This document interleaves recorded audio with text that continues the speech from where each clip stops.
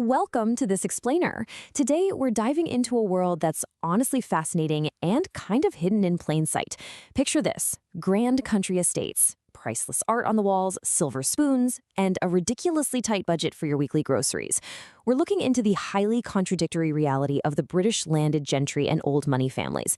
Because, there's this very particular kind of family out there, and you'll find versions of them across Europe and even in pockets of older money in America too, where literally everything you think you know about wealth is flipped completely upside down. So, this brings us to a massive contradiction. How do families with effectively zero spare cash maintain such an elite, high-class status? I mean, imagine having a net worth that puts you comfortably among the wealthiest people in the country, right? But the actual liquid cash you genuinely have available to spend in a given month, it's basically the same as a household earning a very modest professional salary. How on earth is it possible to sustain this lavish lifestyle when you're essentially broke on a month-to-month basis? Well, here is exactly how we're going to decode these aristocratic survival secrets today.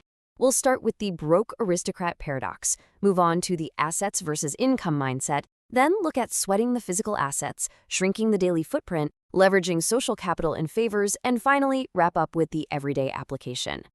Okay, let's jump right into section 1, the broke aristocrat paradox, having absolutely everything except cash. If you actually sit down and add up the ancestral house, the sprawling acres of land, all the antique furniture, and the historic art, their net worth is absolutely staggering. By all accounts, they are incredibly wealthy. But look at their liquid cash, the actual money they can take to the grocery store or use to put gas in the car or just pay the heating bill. It's incredibly modest. It often mirrors a standard professional salary.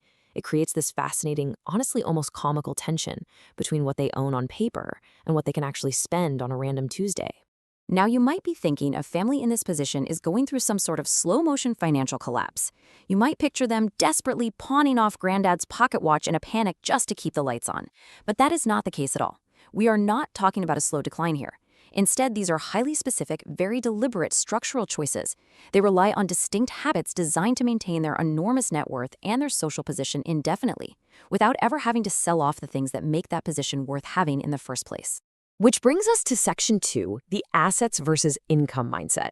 This is a massive paradigm shift. Before we get into their specific habits, we really have to understand their mental model. You see, being asset-rich, cash-poor isn't a crisis for them. It's just a permanent state of being. The family reorganizes its entire relationship with spending around the assets they already have. They absolutely do not treat the house or the land as giant piggy banks waiting to be smashed open for cash. Instead, they treat them as the non-negotiable infrastructure of their lifestyle. They completely stop trying to fund their lives the way a typical cash-rich family would. Think about a normal household. For most of us, income and assets are proportional, right? If you get a raise at work, you buy a nicer car, or maybe upgrade your home. More income naturally equals more assets. But for the aristocratic household, that link is completely severed. They make an explicit, hard distinction between the two. So a bad harvest on the estate or a dip in the broader economy doesn't mean they suddenly sell a priceless Rembrandt painting just to buy groceries. This absolute mental separation is exactly what stops them from panicking and selling off the family estate the second the bank account looks a little low.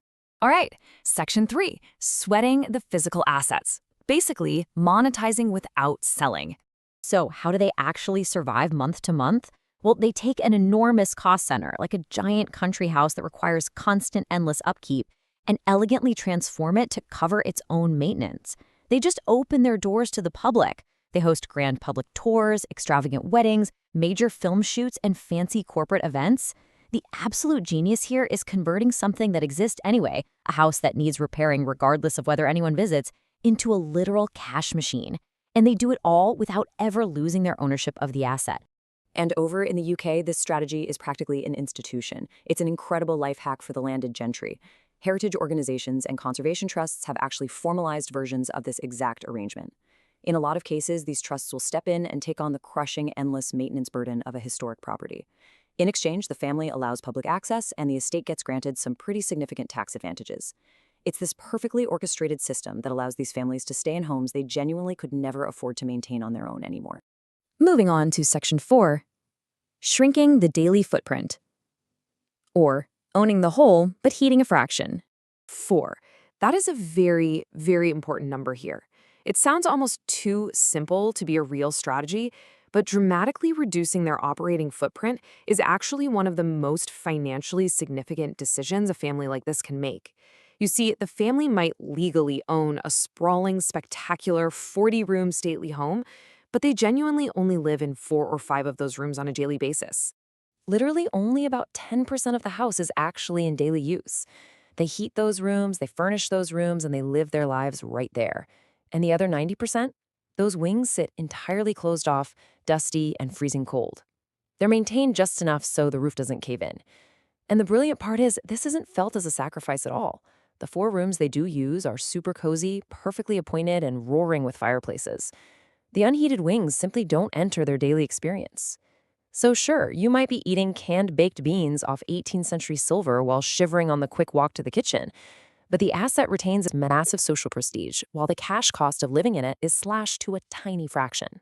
Now for Section 5, Social Capital and Favors. Welcome to the invisible balance sheet. They also address the income side directly by converting their social capital into cash. A family name that carries genuine historical weight is an incredibly valuable asset, even if it shows up on exactly 0 bank statements. They deploy this invisible social capital through board positions, consultancy arrangements, patronages, and advisory roles. Organizations are essentially paying them for the network, the prestige, and the sheer credibility their historic family name lends to the brand. They're quietly monetizing generations of social positioning, totally bypassing traditional labor. This brings us to a massive, largely unspoken economy of favors. Look, a family with very little spare cash simply cannot constantly pay for 5-star resorts to keep up with their wealthy peers, right? So they participate instead through hospitality at home. They'll host a reciprocal weekend at their family estate. They're trading in a currency that costs them almost nothing in actual cash. And ironically, within this specific social world, an exclusive invitation to a private ancestral estate is often viewed as way more prestigious than a luxury resort anyway. It saves them immense amounts of liquid cash while perfectly maintaining their elite standing. Just brilliant. Which leads us to our final section, number 6, the everyday application. Let's look at what normal households can actually learn from this. Because here's the thing, you definitely do not need a centuries-old name or a stately home to use these frameworks. The broader principle applies to absolutely anyone at literally any scale. It's all about generating income from something that already exists and already costs you money to maintain anyway. That could mean renting out a spare room, monetizing some rarely used garage equipment, or just finding cash equivalent value in what you already own.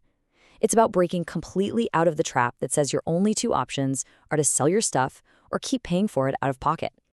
The entire mindset that unites all these habits is summed up perfectly in this quote: a refusal to let the absence of cash define the family's relationship with status, combined with a willingness to find cash-equivalent value in assets physical, social, and reputational that a purely income-focused household would never think to look for. It's an absolutely incredible shift in perspective from traditional financial advice, isn't it?